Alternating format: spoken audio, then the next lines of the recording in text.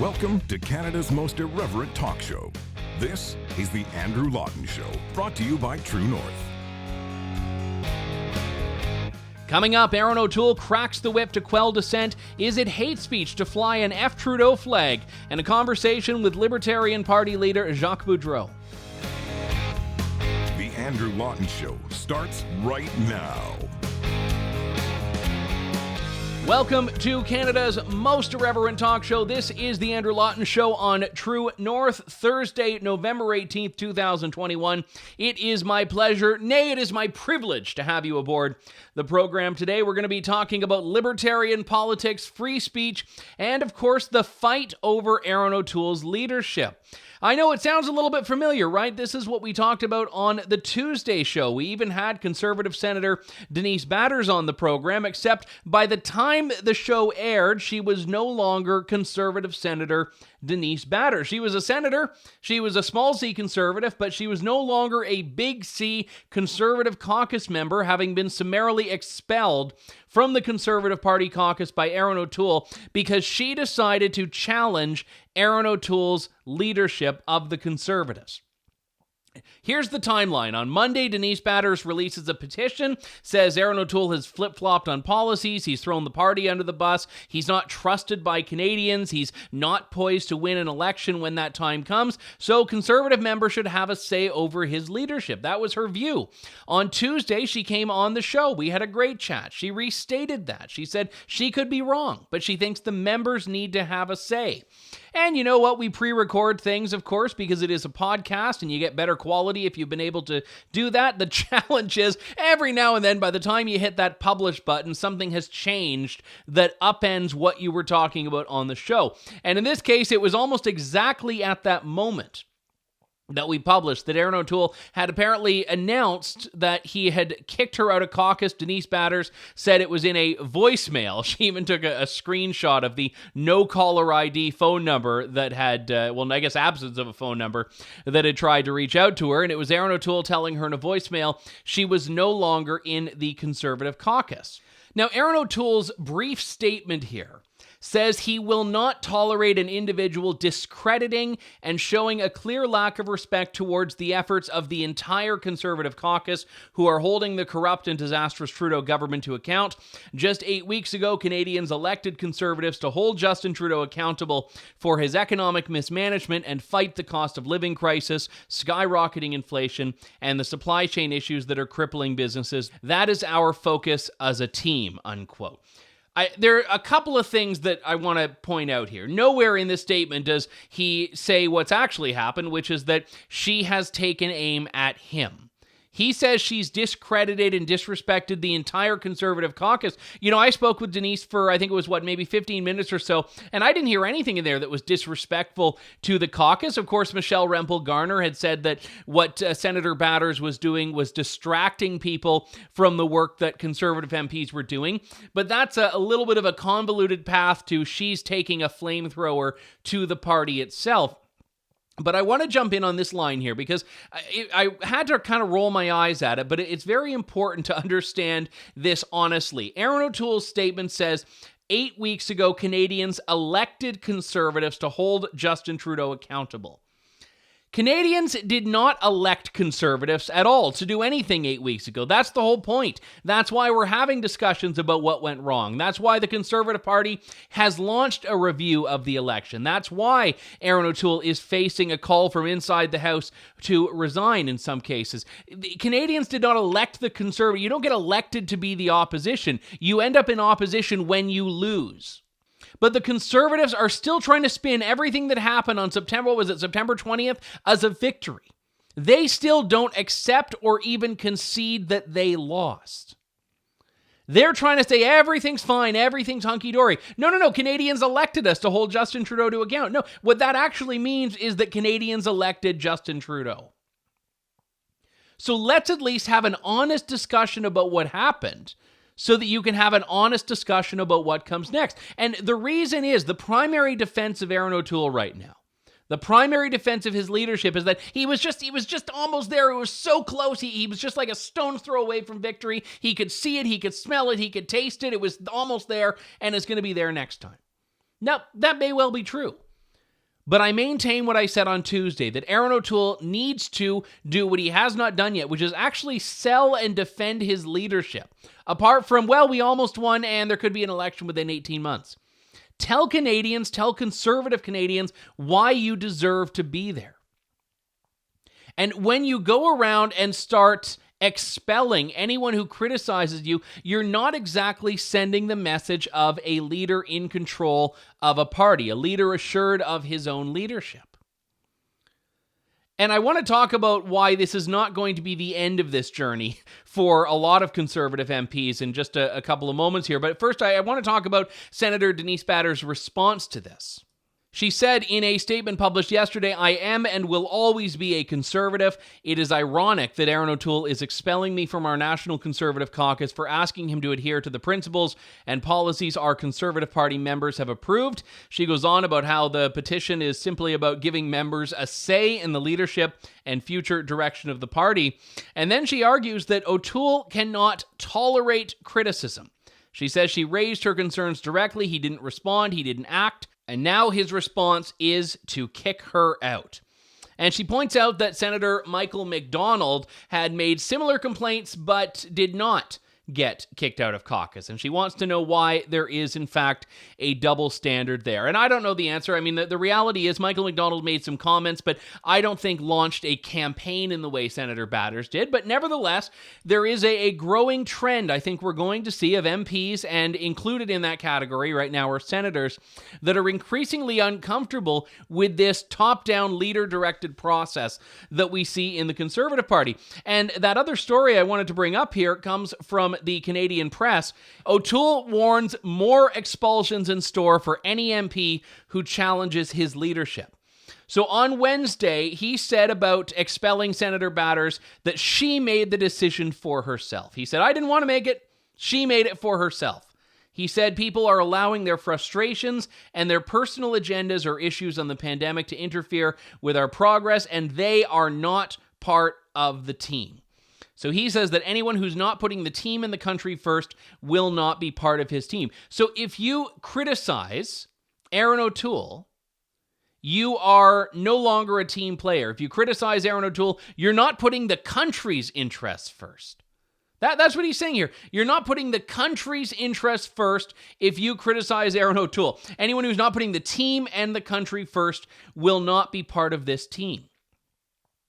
So the idea that being a conservative means accepting a permanent gag order on the leadership, on things that members of the Conservative Party are not just morally allowed, but are contractually allowed to have a say on. There's a reason that there is a review process after an unsuccessful election. There's a reason because it is accepted that Conservative members have a right to question and call out and even criticize their leader.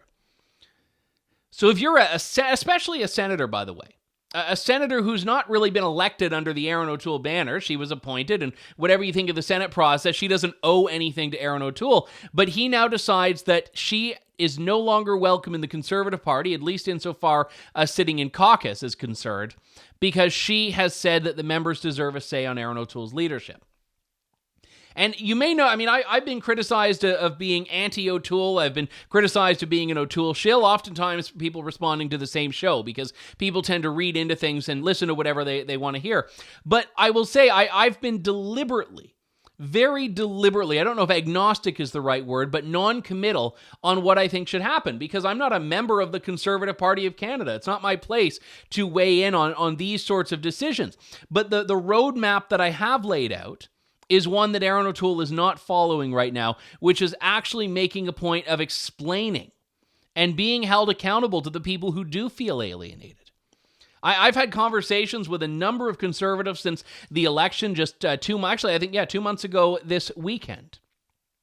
And people have been very frustrated. He changed his mind on firearms, on CBC funding, on conscience rights, on social issues in general, on caucus discipline versus free votes, and all of these things have alienated different groups of carbon taxes, different groups of conservatives. And in some cases, it may be a hill to die on. In other cases, it might just be a minor inconvenience. People that were prepared to overlook the carbon tax might not have been so kind when the budget balance wasn't given a specific roadmap, for example. But the whole point is that this is something that conservative members have to have a say on, because if not, who else? Do we want this decision to be made solely within caucus? Caucus has the right to do something, but it's a lot easier to win over 118 colleagues in caucus than to win over tens of thousands, hundreds of thousands of members that you are ultimately beholden to in the country. And that's what's happening here. So I would like to see Erin O'Toole at least try. I would like to see him try. I'd like to see him explain what he thinks he got out of his strategy and how he thinks he can turn that into victory. It's not enough just to tell people, oh, there could be an election around the corner, and it's not enough to tell people we made gains.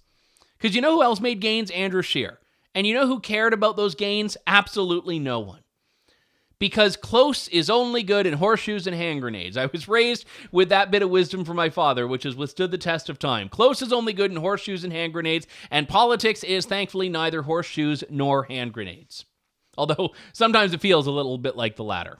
Now listen, I don't know what's going to happen here. I generally speaking avoid predictions. There are a few variables, and one of which is if O'Toole can keep this process entirely in the caucus realm. Because I believe he has the support of most members of his caucus. There are some that are probably on the fence but don't want to rock the boat and certainly don't want to risk running afoul of being able to stay in the caucus, especially with this admonition that I just shared a few moments ago.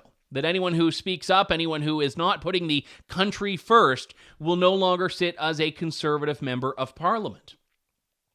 And listen, there's already been a string of this. The number of expulsions, disqualifications, ejections from caucus has been more significant in the last couple of years than it has been in, I think, like a decade prior to that. And I would also point out here that it is possible to coexist with critics in your own party. Jason Kenney has had to do this. Now, Jason Kenney, I think, is fending off a lot more criticism from his own caucus than Erin O'Toole is, but there are a number of critics, even those who have called for Jason Kenney's resignation, like Leela here and Angela Pitt, who are still sitting as UCP MLAs in Jason Kenney's caucus.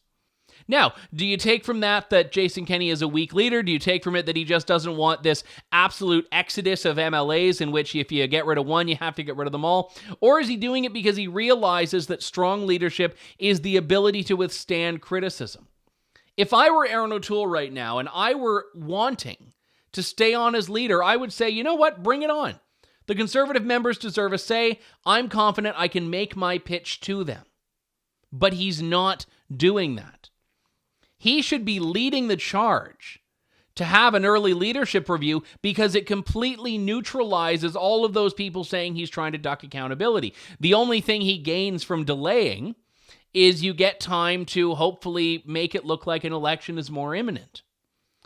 You also get time to hope that people's frustrations are a bit more of a distant memory. But this is going to be a very significant challenge as we head forward for Erin O'Toole and for the Conservative movement as a whole. Have to take a quick break here. When we come back, this is the Andrew Lawton Show here on True North. You're tuned in to the Andrew Lawton Show. Welcome back to the Andrew Lawton Show. One of my big pet peeves are bylaw enforcers. Of course, this has been amplified by the COVID-19 pandemic, which has breathed new life into the mandate of municipal bylaw enforcement offices.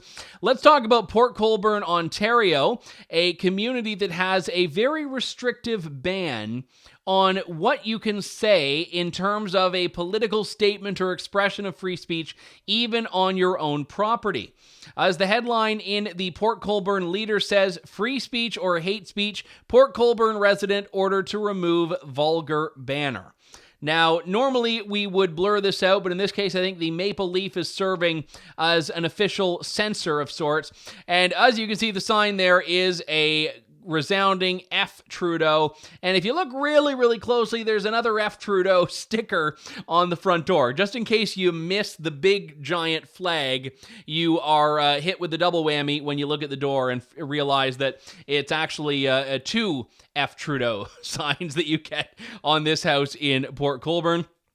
And one of the things that you see here, by the way, the article says it's a Comic Sans font, and I consider myself a bit of a font savant, and I do not believe that is at all Comic Sans, but fake news. Fake news is not Comic Sans. Anyway, but they try to do it in a very formal way here. The banner, which reads F. Trudeau in a Comic Sans font, uses a maple leaf symbol to replace a single letter in the profanity. A small yeah, okay. It's F. Trudeau. That's what they're saying here. And I'm not endorsing the message, but not at all in a million years would I ever say this is hate speech. This is the very epitome of free speech, being able to be profane, being able to criticize your political overlords. Yet apparently a number of residents were complaining to the newspaper in the city. They were complaining to bylaw, and the bylaw department has determined that this is a violation of the city's property standards bylaw 4299/135/02, which says all homes must be free of painted slogans, graffiti, and similar defacements. So I don't know how a flag is a similar defacement to a painted slogan or graffiti, but the whole point is that they're trying to go after your own expression on your own property. Now, they might do the same thing if you had a sign that said, you know what, I hate broccoli or something. Who knows? I mean, they're using something that deliberately covers all speech and all expression. But the fact that this is at all viewed in the same vein as hate speech, when it is literally the most essential form of free expression, which is political speech, is a sad reminder of how far things have come. And again, I'm not saying Justin Trudeau's behind this. This is a bunch of busybodies on the Port Colborne bureaucracy. But at the same time, this is why drawing a line to separate between free speech and hate speech is so futile, because it means different things to different people. So when the government, in the last days of the last sitting of Parliament, put forward Bill C-36, which would recriminalize effectively online hate speech, I don't buy the government's proclamations that, oh, well, we're only after the really, really, really bad speech, because to some people, really, really bad speech is saying F. Trudeau. To other people saying, oh, you know what, a biological female is the only one that can be a woman. That could be hate speech. So the idea is when you give people license to go after hate speech, all you're doing is giving license to censor based on things they may hate, based on expressions they may oppose. And the reason that this is so essential to talk about is because there is very much a trend against liberty, against freedom of speech in Canadian society. And stories like this, in a perverse way, are valuable because they force people to realize that, well, hey, maybe I don't want government busybodies telling me what I can and can't say. Well, then oppose Bill C-36 when it comes back, which it will.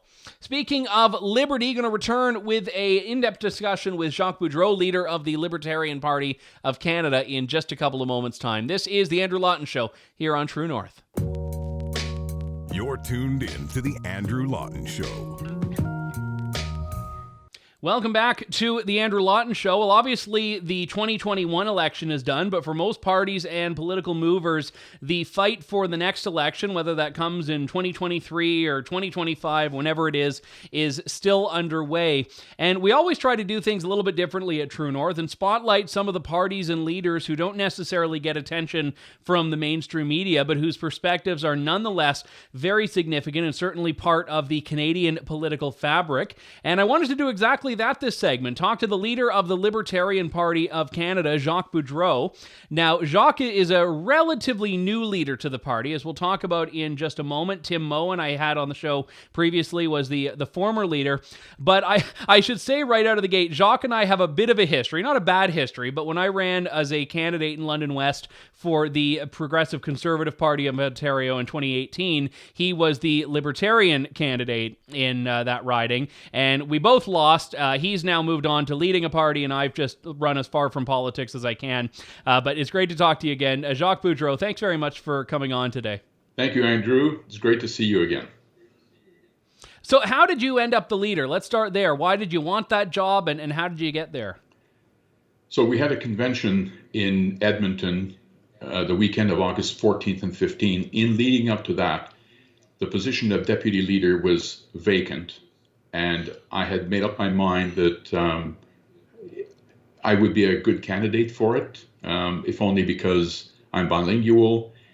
I thought Tim did a great job, but in order to get traction in French-speaking Canada, I thought, well, that would be pretty good. But then a few weeks before, Tim announced that he had done his bit and needed to move on. And I thought, well, deputy leader, why not go for it? I mean, And of course, jumping right into the busy season, heading into an election, of course, too. Well, I don't know if it's a bad or good omen, but I was elected on the 15th, which is when the election was called. So there we go. Let me go back to the basics here in a lot of ways, because I know for people that are involved in politics and have had even some background in political theory, perhaps, the word libertarian takes on a meaning that it might not have for the average Canadian. How do you define what a libertarian is, either in general or just in a Canadian political context, such as the Libertarian Party of Canada? Well, as you know, there are different hues or colors of libertarianism, but to my mind, a libertarian is anybody who abides on a consistent basis to the non-aggression principle. And for those who don't know it, it's very, very simple.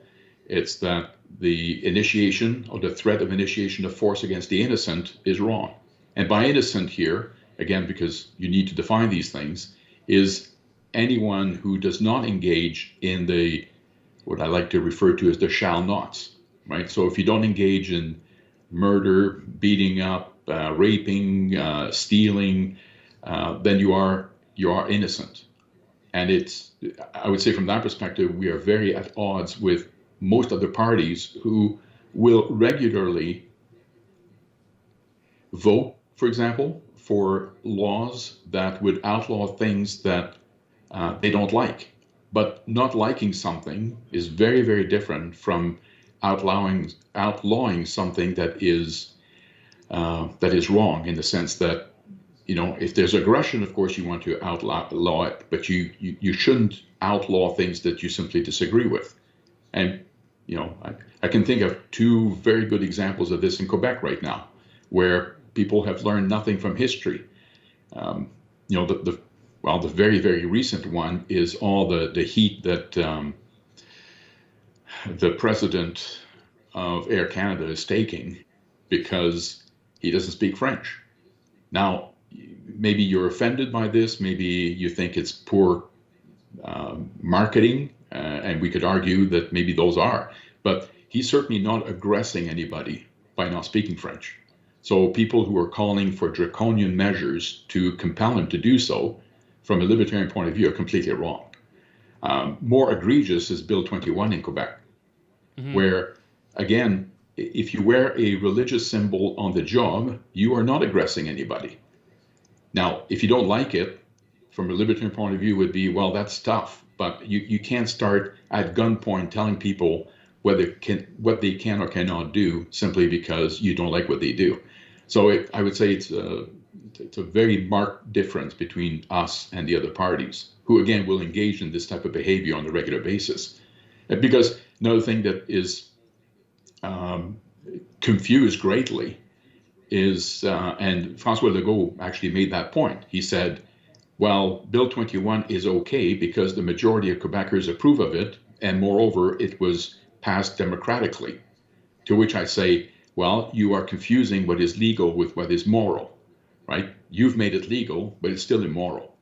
And, there's all kinds of examples of this throughout the history of mankind. I mean, apartheid was legal, segregation in the southern U.S. was legal. Hitler came into power through democratic means. So there's all kinds of examples where you can't confuse morality with legality. I think you touch on something very important, though, Jacques, and this is, I'd say, one of my biggest frustrations in Canadian politics right now, and it's probably not a distinctly Canadian phenomenon, is that so many people are unwilling to make that distinction. You see this especially in the context of so-called hate speech laws, where people say, because I dislike that speech, I deplore that speech, it should therefore be illegal. How do you break through that? Because I think that what everyone should do is just do exactly what you said, just live their lives as long as they're not aggressing on others, as long as they're not infringing on others' liberties. But so many people want to equate those two and link those two, the legal and the moral.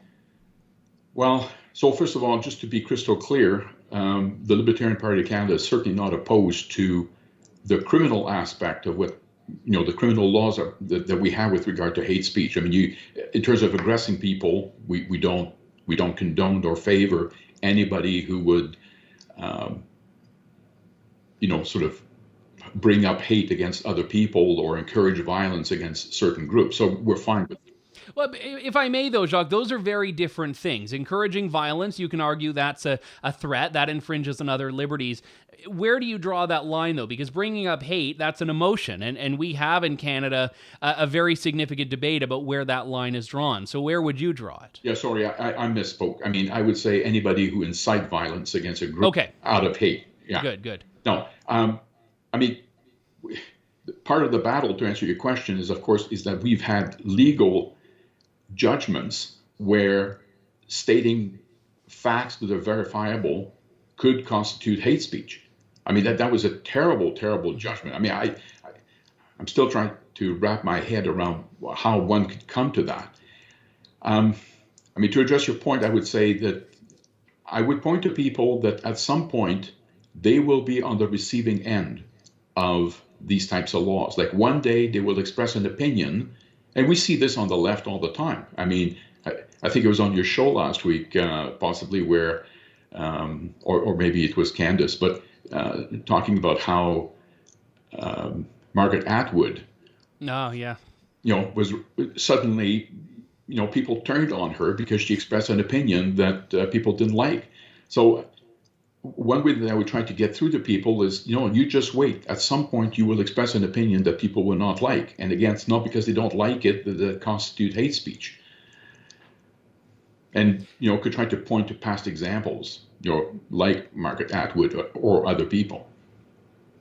We often hear from conservative politicians in particular the importance of small government, limited government. And now, obviously, the Libertarian Party is going a lot farther in terms of how much to shrink government. But I will ask you, do you feel that the Conservatives are better than the Liberals, even in a small way, on the idea of liberty? Or is your view that they're entirely just two sides of the same coin?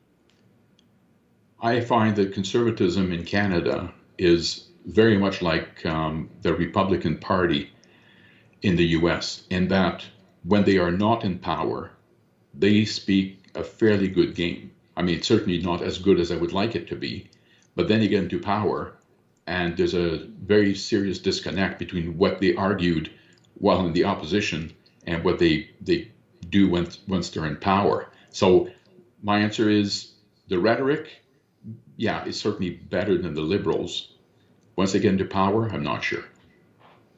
How do you rank the People's Party of Canada? Because this is a party that, in the last election in particular, was, I think, taking what I would argue are fairly libertarian positions on vaccine mandates, vaccine passports. I know Maxime Bernier has in the past been called, I don't know if he's called himself it, but he's been called by other people more of a libertarian. Has this party done a lot of the work that you would like to see done in Canadian politics on these issues? Yes. I mean, Maxime does not want to be referred to as a libertarian. I think he's made that clear. I mean, when he quit the Conservatives, I mean, quite frankly, we had some talks with him, and I mean, it didn't go anywhere, in part because I think he does not want to be a libertarian, but they certainly have many elements of their platform are identical to ours. In fact, we think sometimes he's taken them, which is fine. I mean, we're about ideas, not necessarily being in power.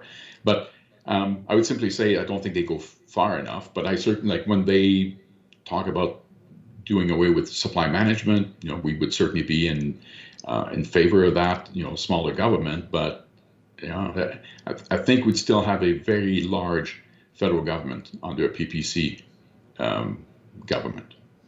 What is it that you would like to see if you were the Prime Minister? And I know obviously you're not talking about expecting that. You have very realistic expectations about being a party of ideas. But what would be the top three things that you think would be feasible within the Canadian political climate that would move things to where you want them to be? Well, I'm an actuary by background, so the fiscal side of things, particularly what we refer to as unfunded liabilities is a massive, massive problem, and I find this bewildering, but nobody talks about this. I have brought it up on the campaign trail, and all I get is people's eyes glazing over. But, it amounts to $2.7 trillion in this country, and there are promises made to people that will be very, very difficult to keep. So I certainly, and this is not even strictly speaking libertarian, but it needs to be addressed. I mean, from a libertarian point of view, one of the things that absolutely needs to be done is to allow young people to opt out of things like the CPP, because the rate of return, the implied rate of return on their contributions is abysmal. And I can show you the numbers at some point, but that needs to be addressed. I mean, we cannot continue to kick the can down the road, which is what we do. And at some point, like Medicare is, it's included in that. One of my colleagues at the Canadian Institute of Actuaries in 2013 projected that 25 years from that date, close to 100% of provincial taxes would need to go to pay for healthcare. So if you're a big government person, that means leaves no money to pay for education, leaves no money to pay for roads and all the things that people want. That needs to be addressed. And I see no plan whatsoever on the part of government to address that. Yeah, very, very well said. Jacques Boudreau, leader of the Libertarian Party of Canada. We'll have to have you back on the show and perhaps do a deeper dive into the pension question, because I think it's a very important one. Thanks very much for coming on, Jacques. All right, thank you.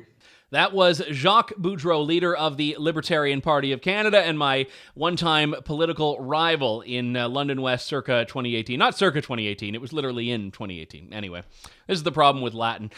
In any case, we've got to end things there. My thanks to Jacques and to you all for tuning in to The Andrew Lawton Show. We'll be back tomorrow with a special edition of the program, a deep dive into the inflation crisis afflicting this country. What is the problem? Where is it coming from? And what do we do about it? And then back to regular full-strength edition of Canada's most irreverent talk show next week. Thanks to you all. We'll talk to you soon. Thank you. God bless and good day.